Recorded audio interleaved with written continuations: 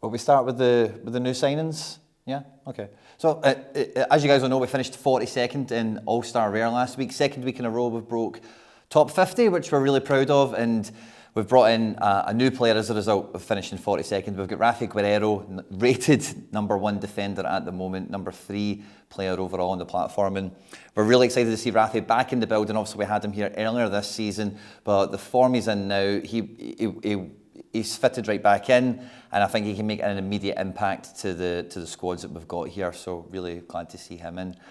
Giuliano has left the club, as you would have seen. We got a good fee for him, and subsequently we were able to go out and strengthen our summer defensive reinforcements, and we're really pleased, really pleased. We managed to go and pick up super rare and rare Eric Sviatchenko, obviously former Celtic defender, former Midtjylland. He's now at Houston Dynamo, and Eric is a fantastic defender, a real leader, and a real hero at the back. He's obviously very capable defending, but he isn't shy in the final third at set pieces as well. So this is a guy I know a good bit about bringing into the squad, and I've got the utmost confidence that he's going to settle well in America. And I think the style of play Sviatchenko has proven at Scottish level, Danish level, Europa League level. I think it will go very well for all.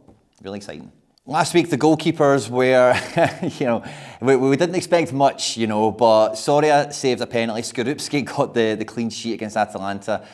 Marshall didn't do too great, but he didn't do too bad either, as expected. But we really shuffled the pack this week. The fixtures don't look any better, but with Skorupski getting a clean sheet away to Atalanta, we could never have anticipated such a great result. And unfortunately, the kick-off unique team that he was a part of was unlucky not to go further. But with Bologna being at home to AC Milan, with AC Milan playing Champions League midweek, I got no problem backing Skorupski to lead out our most important team in All-Star Super Rare. We had a real conundrum if we were going to switch up, if we were going to drop Daizen and Maeda out of that squad after a really poor performance in the Glasgow Derby last week, and maybe bring in one of our midfielders that are in really good form. But otherwise in outfield it'll be unchanged, but we'll bring Skorupski into goals for All-Star Super Rare in the hope of breaking top 10 in that division this week. Yeah, so the other players that came into the reckoning were Gabri Veiga and Marcos Llorente. I think both of them have got absolutely fantastic fixtures.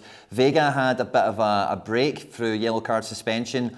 Very dynamic attacking midfielder. He's getting a lot of eyes watching him from across European football, and being at home to Mallorca, having not played last weekend especially, I actually think this is a great weekend ahead for anyone playing Gabri Veiga. So I wanted to make sure he went into a really important lineup. And same kind of thing does go for Marcos Llorente at home to Almeria. I think Atletico Madrid's form is coming on. I think Marcos Llorente is ever present. His AA is good enough. We just need to get that decisive, and being at home to Almeria, it's maybe a game where we could maybe get 80 plus out of Llorente, and that's the kind of expectation for both of those guys. Yeah, so the data scientists at the club have had, there's been a few new toys come into the training ground, as it were, and they're coming up with some wacky, crazy suggestions for how we should be building our lineups based on the data, the competition, and the projected score that these guys are meant to be getting. Some of the ideas I've come up with have been pretty good, some of them have been pretty crazy, but we're still trying to work at the club how best to adapt that technology into our philosophy. But one thing the data scientists and myself can agree on is that Tati Castellanos is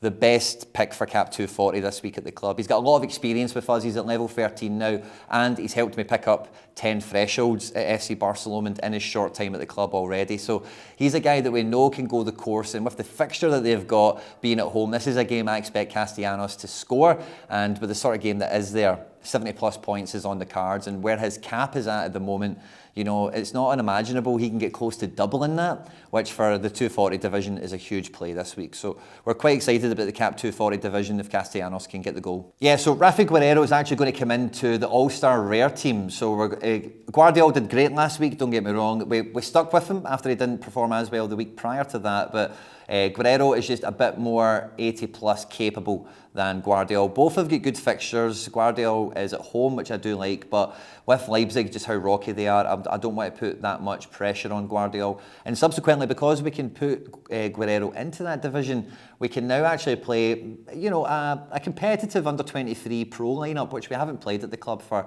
a number of game weeks now at this point. Carlo Hosa can fill into that team, along with Nicolas Acevedo, who's now in Brazil, with Guardiola and Tani, and Talis Magno, who, is yet to really deliver for us wasn't a big team. So that's maybe a setting that will be good for Guardiola, and maybe that youth team can actually go on and do something that we wouldn't have otherwise been able to if we didn't have Guerrero in the team, you know. Otherwise, yeah, there's not too many changes across the squad. We won't have Edouard for kick-off unique. He scored and got injured last week, which was mixed emotions here, with obviously Skorupski's incredible scoring goals. But Charlie Mulgrew looks to be fit and available, so he'll come into defence, and we'll see how that lies closer to the deadline. If we're going to play with that team, we could easily flip it into a 270 with somebody like Pablo Maffeo coming in. But otherwise, it's pretty much rinse and repeat for us at FC BarcaLomond. We know our strengths, we know the fixtures, and we know the players that we're particularly going to be leaning on in these important game weeks. So yeah, not too many surprises, I don't think, outside of that. Thanks very much, good luck, and I'll see you at 1 o'clock for the deadline live stream here on the channel. It's on screen now, so all you need to do is hit that square and it'll take you onto the wee page, and just hit the little bell, and then you'll get a notification as soon as me and Harry Boy are live. Good luck for the game week, and I'll see you around.